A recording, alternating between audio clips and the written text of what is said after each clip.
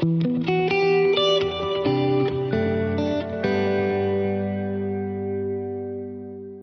to the Surviving to Thriving podcast with Jim Squire. I'm a licensed psychotherapist here in Toronto, Canada. And this is actually my 8th episode. The title of this episode, or the topic for this episode, is going to be intimate relationships. Relationships are integral to our well-being. We are hardwired to be social. Yet, surprisingly, most people do not have an awareness or even a framework for what is required to be successful in relationships. In my experience, often it is through experience and years of pain and suffering that people do acquire some knowledge about how to be successful in relationships.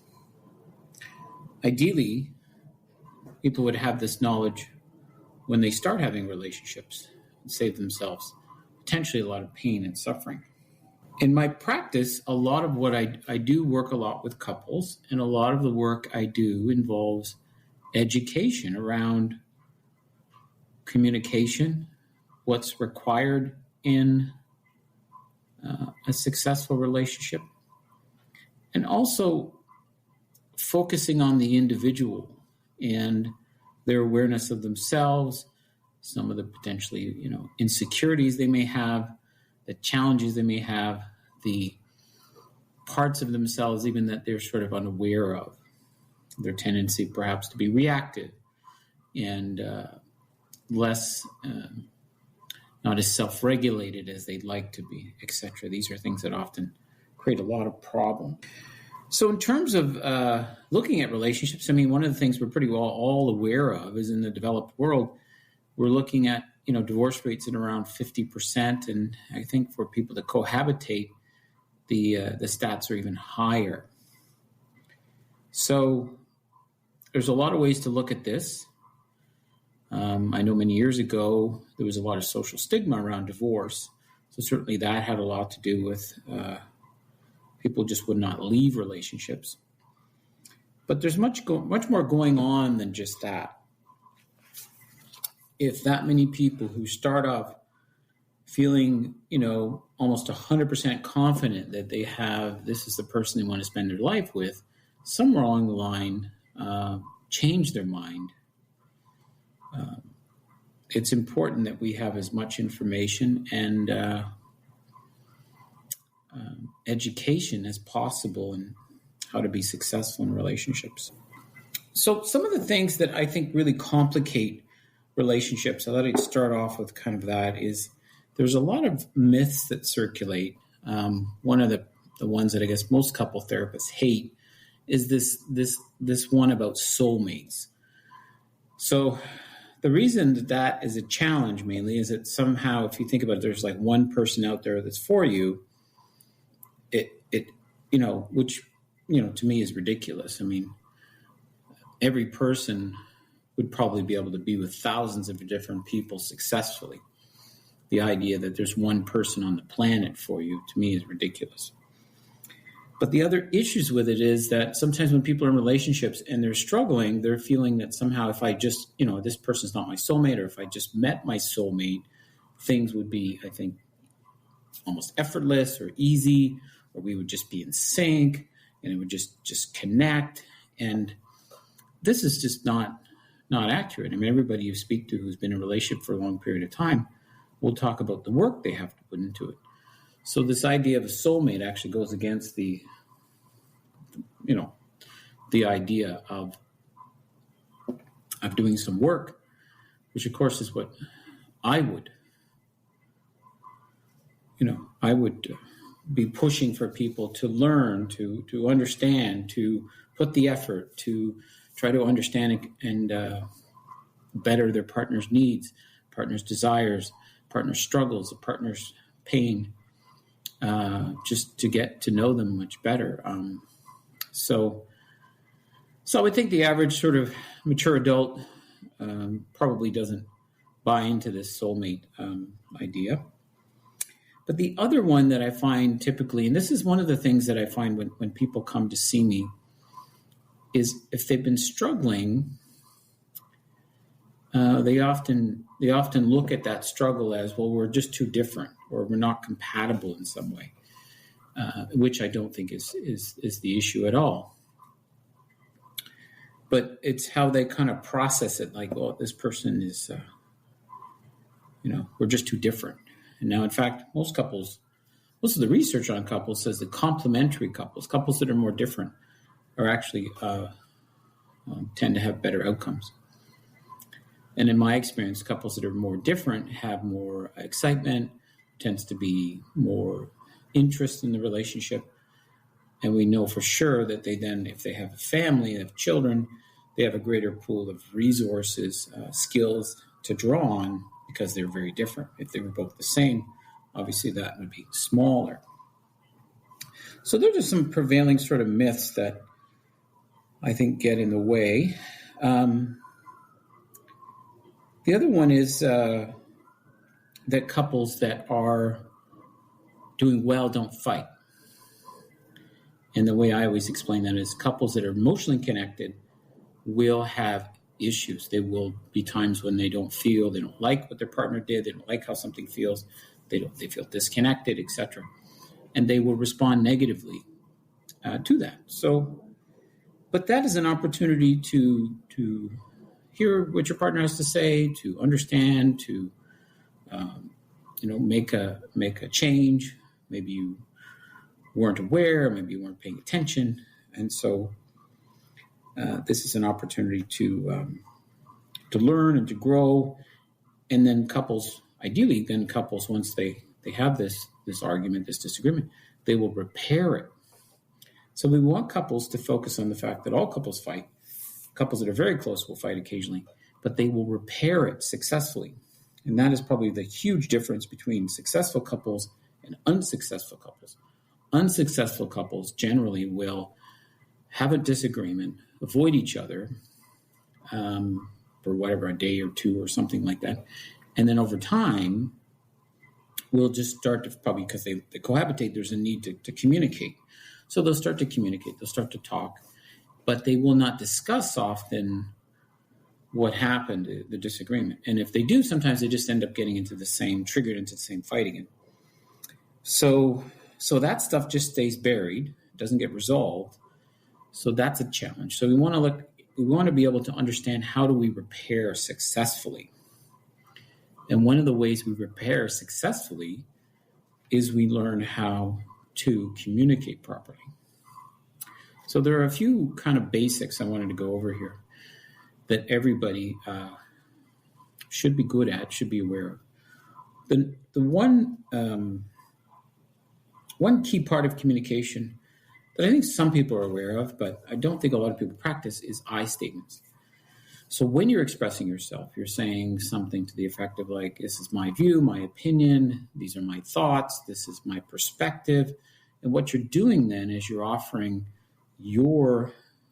this is just how I see it, versus what most people do, which is they make a statement of fact. You did this, you did that, you're late, you're forgetful, you didn't do this, didn't do that. Instead of saying, I struggle when you come home 20 minutes later than you said you would. Things like that. So that's a key part of it. We want couples to, when they're communicating, to be using I statements. It reduces defensiveness, which is, of course, the root cause of conflict. Is I make a statement, and then the other person disagrees with that statement, and then you're in conflict. So by reducing the chance, if I'm sharing just my perspective, I'm reducing the chance that they will react defensively to what I'm saying.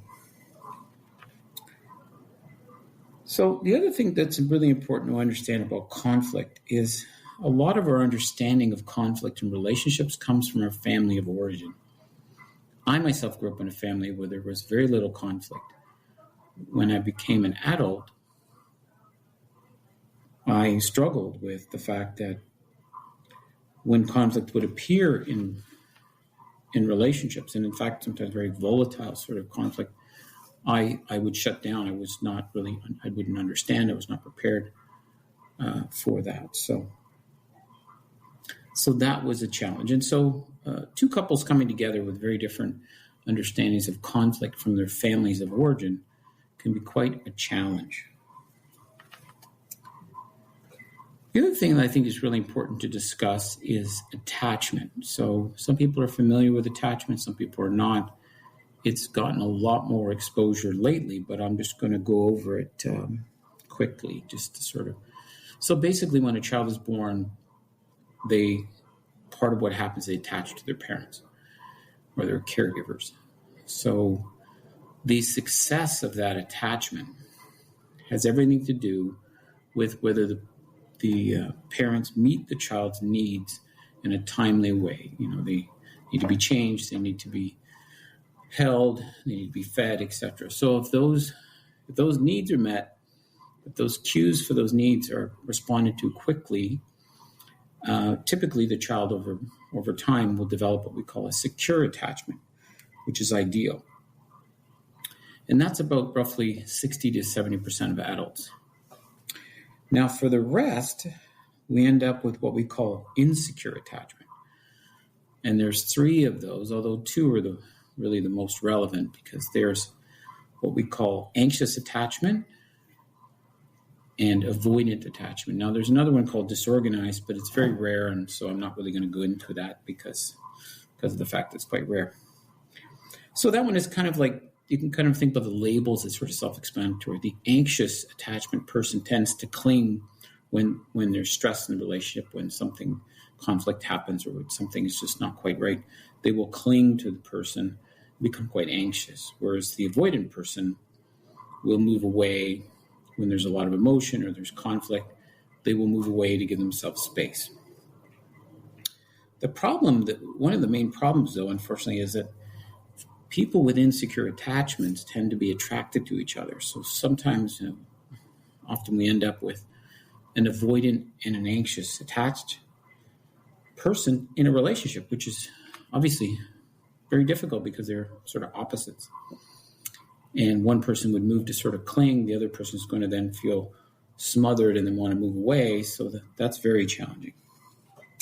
Although I must say that one of the models I use with couples, emotionally focused therapy, the goal we have and what we focus on is creating a secure attachment for the couple who may both have insecure attachments from their childhood.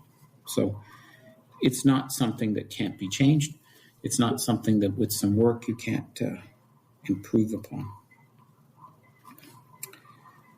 So the other area I wanted to talk about was there's a couple of psychologists in the States called Gottmans, and they've done a good portion of a lot of the couple research. A lot of the information that we use has come from them, and they're extremely well known within the therapist community, very well respected, and there's some really key things that they have sort of uncovered that I want to share. I typically share this with my clients. So I'm not sure how many years ago, I think it was about 25 years ago, they were pondering the idea of like, what is it that makes, certain couples successful and other couples unsuccessful. And they just didn't really know, like, what is it? So they decided to do a research study, which was quite involved, where they actually had an apartment where the couples would spend the day, like 12 hours a day, living in this apartment, and they would observe them. And they did this with a number of couples over a period of time. And then what they did was they had all that information, all that data, and then they kind of just held on to it. And over the years, they saw which couples stayed together and which couples split up. And that gave them something to go on. So then they went back to the data and they said, okay, what is the difference between the couples that have stayed together and the couples that have not stayed together? And what they came up with was something that nobody had sort of thought about, or was not a generally recognized thing before, which is that this term we call bids. It's short for bids for connection. So what they noticed was that the couples that stayed together handled bids for connection very well. So in other words, when I call over to my partner and I say, have you seen this article in the paper? Or just share something that may have happened to your partner. Surprisingly, a lot of the couples that they monitored, they would often not even respond to their partner, and so there was often silence, or sometimes even something negative response, or "Who cares about that? I'm not interested," etc. Things like that. So what they realized was that these sort of like moment to moment almost. Attempts to connect with your partner could be even like, what would you like for dinner? Just very, just kind of mundane, seemingly almost meaningless conversation is actually reframed in a way of like, these are bids for connection. You're trying to connect with your partner. And what obviously makes sense is that over time, when those bids for connection are not received, they start to go down. So I might do like 15 bids for connection with my partner in the day. But if they start not really responding positively or ignoring some of them, over a few years, I might have they might go down to 4 or 5. And why that's a problem is, of course, then the couple is really not interacting. They're not connecting. And connection is really key for the health of the couple. So hopefully that was well explained and makes sense to you. So in other words, what I tell people is when your partner is talking to you and they're saying, hey, Jim, have you seen this new store that opened down the road? Instead of responding with something like, what do I care about some new store? It's important you think to yourself, this is my partner, the person that I love and spending my life together with. They are trying to connect with me right now. And so how am I going to respond to that connection? And for a lot of my couples, to be honest, once you reframe it like that, they've put much more emphasis and importance on that, which they should. And it's really benefited them. So the other thing that the Gottmans have come up with a lot. So they even have a whole system of therapy too. But there was another thing I wanted to mention too. One of the things they realized too was through all this research, and they came up with a kind of interesting title of the 4 horsemen of the apocalypse. So what that is there's 4 basic sort of ways of behaviors, in a sense, that predict divorce. And these are things that are very important for people to realize. So with couples, here are the 4. There's criticism, contempt, defensiveness, and stonewalling. Stonewalling is basically just being silent. Person trying to talk to you. You're not necessarily overwhelmed, but you're refusing to answer in a passive, sometimes maybe a passive aggressive way. You're trying to punish the person. And so that's obviously very unhealthy. So those 4, criticism, contempt, defensiveness, and stonewalling, are things to be avoided at all costs. Now, everyone will get defensive at times, but it's important you become aware of it and you check yourself and make an adjustment that way. So, and I'm kind of going all over the place here, but I want to get all of it in. So one of the things that I notice a lot as a psychotherapist is, and this is not just for couples, for anyone, is it when people are stressed, when people are triggered and they're escalated, they start to go into the beginning, their nervous system is very escalated. So they're going into fight or flight. And that is not a state where you can connect well with people. It's obviously designed for survival. It's not designed for, having a positive connection with someone. So one of the things that's really key, all of my couples are aware of, is that when you're upset, when you're triggered, when you're feeling overwhelmed, when you're angry, any of those things, when you're just really upset, you need to take a time out, however long you need, an hour, 2 hours, whatever it is, and you need to calm down. You need to go for a walk. You need to, meditate, do some deep breathing, something like that, to bring your nervous system down so you can communicate properly. Because if you try to communicate in that heightened state, as we know, it's not going to work. You're not going to be empathetic. You're not going to be compassionate. You're not going to be kind of loving and patient. You're going to be edgy and irritable, quick to be triggered, and that's just not helpful. So the key, though, is not to just kind of, get upset and just walk out the door. You need to tell your partner that you are upset, you're overwhelmed, you're escalated, you need some time. Is it okay if we talk about this and this is important, in a time frame like 2 or 3 hours, something like that. You can't just end the conversation and leave it. You have to tell the person when you're going to pick it up and finish talking about it. And then you're being respectful. And typically, I would like people to ask, not say, I can't talk to you right now. I need 2 hours. But say, please, can I have a couple hours? I'm really upset right now, and I can't communicate effectively. So the other thing that I get couples to do is have frequent, meaningful conversations, often about whether they're feeling connected or close, but have these scheduled talks at least once a week, ideally more, where they don't have to be that long, just to kind of checking in. How are we doing? How's the relationship? These are really important, and they need to happen. Otherwise, stuff can just lingers and lingers and doesn't get addressed. So the main thing, too, I wanted to talk about, in terms of the work I do, the model I use, we do look a lot at the negative cycles that couples get into. And this is something that's very key, because couples have these reoccurring arguments, reoccurring fights. There's these areas that are kind of like raw spots where they get stuck. And they tend to, over time, they tend to have a lot of these that are sort of reoccurring. The problem is they're often looking at it from the perspective of the content of the argument. So we're arguing about finances, we're arguing about the cottage, we're arguing about, something to do with buying clothes for the kids. And there's no wonder they don't understand what's happening, because that's irrelevant.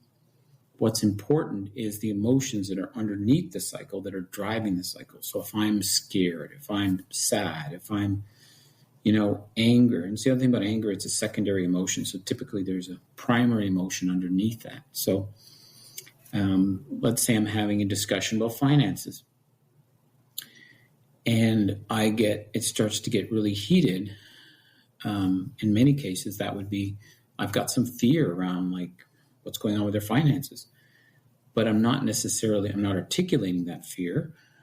I'm just responding with maybe anger or an escalated response, and I'm getting heightened and triggered, and I'm maybe blaming my partner because they're not understanding, or they're wanting to spend money I don't think we can spend, etc. So what we want couples to do, and this is very, I think, quite challenging to figure out on your own, but certainly with the help of a therapist, although couples can figure it out on their own by simply asking themselves, what's going on with me emotionally? Because if they can say to their partner then, instead of just attacking them over how dare you spend so much money, or why are you spending so much money, they can say something like, I'm scared about our finances, and when you spend this money, I'm really scared. And so then that obviously is something your partner can respond to. They can look at that, and they don't feel attacked. They're not being sort of you don't seem angry, but you're sort of and most people whose partners express fear would comfort them, would reach over, hug them, would try to be receptive to how they were feeling. So that's really key. You need to understand what emotions are driving these cycles. And like I said, it's typically fear or sadness. So, for example, let's say you wanted to go out on the weekend with your partner and you hadn't seen them a lot lately, and you were worried that you were maybe worried you're drifting apart. So then you said, hey, let's go for a picnic on Saturday somewhere. And your partner's like, no, I'm going to go to the gym.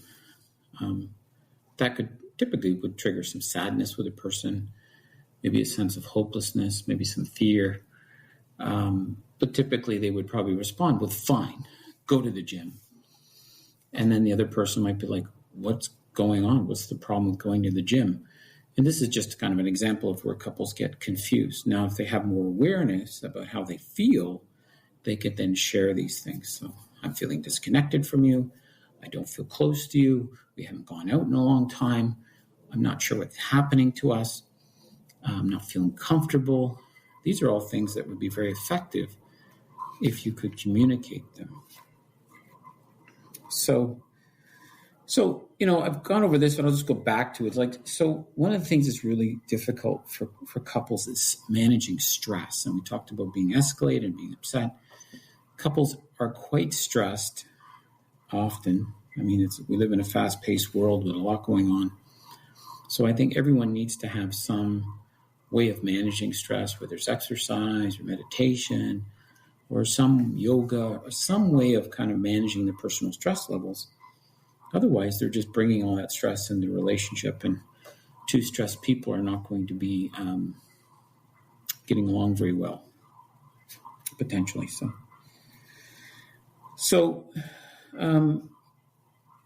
some other key elements I think that are really important in relationships that create lots of problems if they're not there.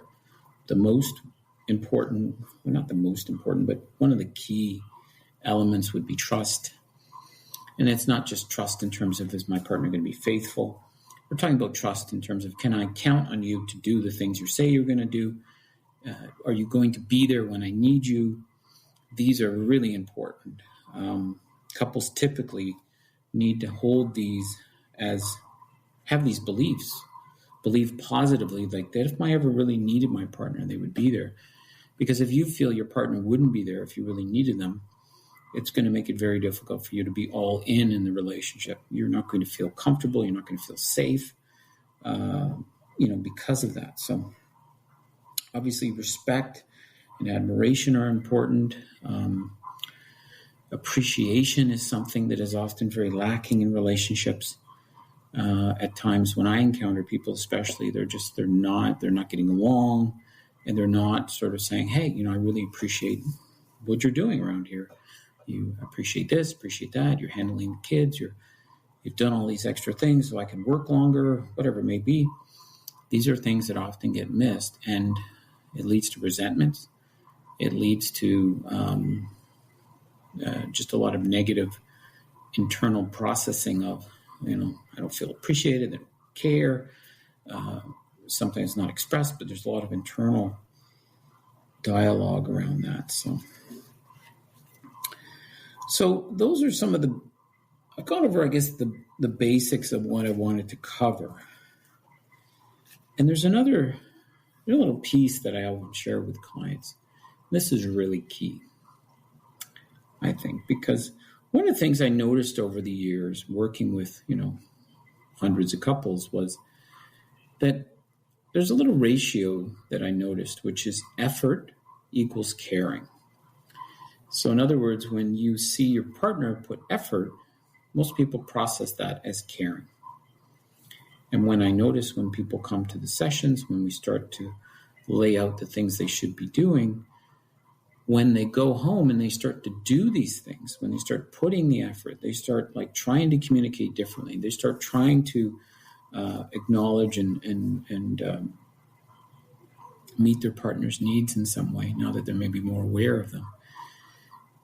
Typically, how that's received is wow, they care. They're putting in effort. And typically, when I have couples come back after a week or two and they've been both putting effort, there's a tremendous, or maybe not tremendous, that's a bit extreme maybe, but there is a positive sort of relation to that. And wow, they're they tried those I statements, or they organized a date night.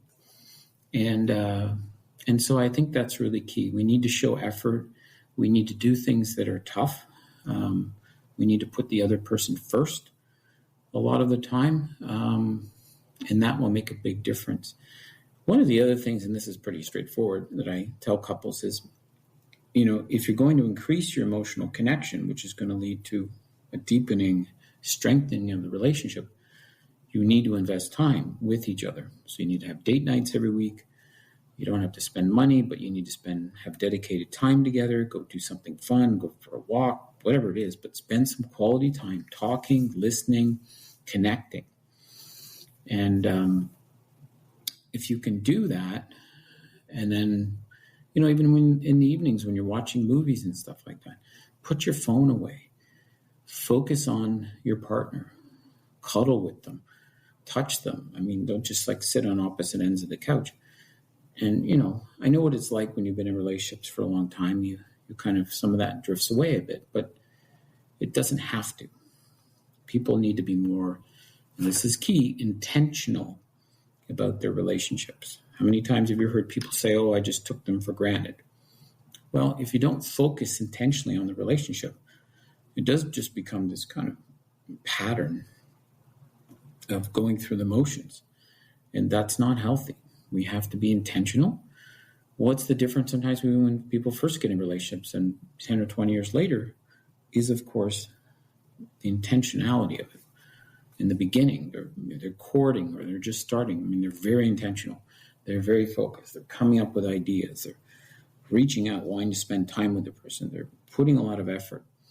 They're driving, great distances to see the person. And then, fast forward 10 years, they're sometimes reluctant to go upstairs to talk to them because, I can't be bothered getting off the couch. So this is really key. People need to be honest with themselves. They need to ask themselves, am I, really putting the effort in this relationship? Am I doing what's necessary? Am I listening to my partner? My partner is expressing their needs. Am I listening to them? Or am I just focusing on something? Well, they don't meet my needs. So that's really important. Of course, when people are going through these situations, they're in discussions, etc., being able to, as I would say, own your side of the street is really key. Be able to own the behavior, be able to own the things that you've done. Acknowledge it. Say, look, I haven't been paying attention to you, or I haven't treated you as well as I should have. And that goes a long way to having the other person then share, hey, I haven't done this either. I haven't done that either. If you're pointing fingers at the other person and saying, blaming them or something like that, that is just going to trigger defensiveness, and they're just going to do probably the same thing back. We have this little cycle in EFT, we call it find the bad guy, which is basically just people, you did this. Oh, yeah, you did this, 2 days before that. And then, oh, yeah, you did this last month. And it's just obviously goes nowhere. But it's a very common pattern that couples get into, and it's driven by this defensiveness. Like, you're accusing me of something. Well, yeah, you did something too. And then it just gets into this kind of ridiculous, reactionary sort of back and forth. Couples just have to be better at being aware of this. So this is, I think I've covered most of what I want to talk about. I do want to mention that if you're in a relationship and that relationship is not doing well, try to be more intentional. Try to go and plan something. Do something fun and interesting. Surprise your partner. Think of their favorite food, or pick a restaurant and just, put some effort. Now, if there's more deep-seated issues and you feel that you're very disconnected and you're struggling with serious issues, then by all means, try to find yourself a couple therapist. I would recommend emotionally focused therapy for anyone who is a particular model for anyone that's doing couple work. But and if you're interested, just Google emotionally focused therapy, EFT, and read all the research and yourself make your decision. But don't just let it go. Don't just kind of just hope it'll improve the relationship. I mean, because that's not healthy. Relationships can sometimes be very disconnected for a long time, and it's very hard to repair them when it's been going on for years. The other thing that's really connected to the health of the relationship, of course, is intimacy. If you're in a relationship where you're not having sex for a year or two, which is more common than you would realize, this needs to be addressed. This is not healthy, and you may need help addressing it, but it's not something that should be ignored. I know couples will sort of, in some respects, think, oh yeah, it's just the way we are. They get into this kind of cycle of just not being intimate, but it's very unhealthy. And you'll notice couples will be bickering a lot. They'll be at each other a lot because they're not speaking about it, but they are very uncomfortable with the fact that, we haven't been intimate in a year or two or something, or 3 months or whatever it is. And that's something that needs to be addressed. Now, there are books out there. There's one by Dr. Sue Johnson called Hold Me Tight, which is very, very helpful if you feel that maybe you just need some pointers, some information. She is the sort of co-creator of EFT, and so I would highly recommend that book. It goes through a lot of scenarios where couples are struggling with different patterns, different challenges, and it talks about how to work through those. And you may be able to get by with just a book. So it's totally up to you. But again, prioritize your relationships, invest time in your relationships, put effort in your relationships, or one day you might wake up and you don't have a relationship. I know it sounds kind of harsh, but there are so many people that are just focused on other things like work, and that they're just taking their relationships for granted. And honestly, some days you never know. Your partner will wake up and say, I don't want to be in this relationship anymore. And we don't want that typically. So put the effort. When you look at your values, you look at what is your priority. Almost everybody I speak to about that will say, my priority is my family or my partner. Yet, why do they spend, often 2 to 3 times as many hours working as they do connecting with their partner? Of course, people say, well, I have a busy job, et cetera, et cetera.